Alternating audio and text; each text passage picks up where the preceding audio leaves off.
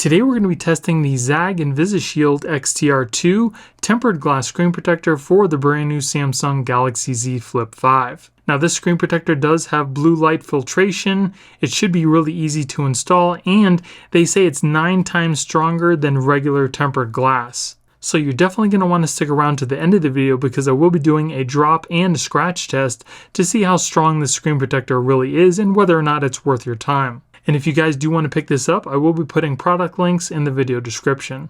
So let's test it out. So we get one tempered glass screen protector and some installation wipes. So the first thing you're going to want to do is to clean off your screen thoroughly, then dry it off, and an installation guide.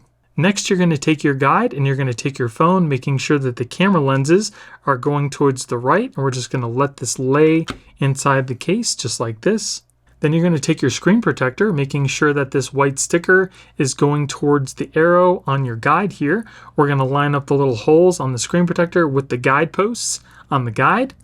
We're going to peel off this underside protector and then just put those little holes over the posts in the guide. Don't let the screen protector touch the screen yet. Then just press down in the middle of the screen protector and it should adhere to the whole screen.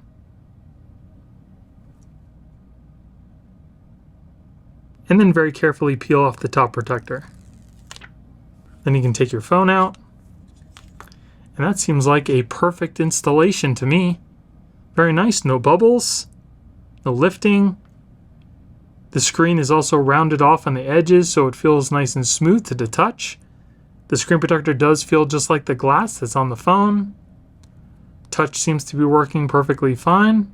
No issues there. Yeah, everything working perfectly fine, and it's also nice and clear. And even though there is a blue tinge to this glass, it still looks nice and clear looking at it on your phone.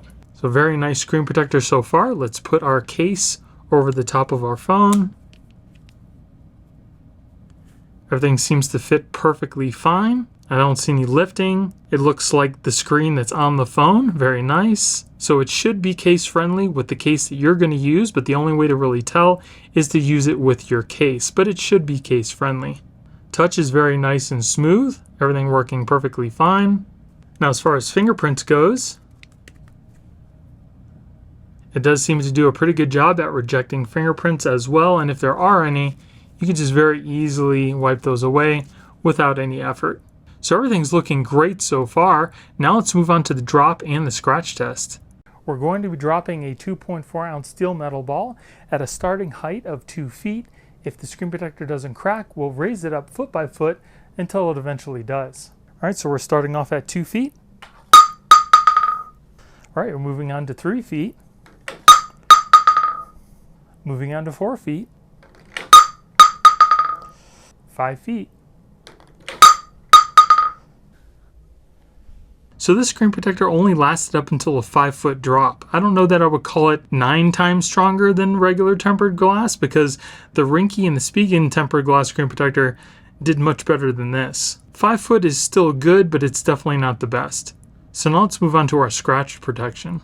So tempered glass usually starts to scratch at around a level 6. So we're going to start off with a number 5. So here we have a number 5. And here we have a number 6. And then finally, a number 7. So if we look a little closer, you can see there are no scratches at a level 5.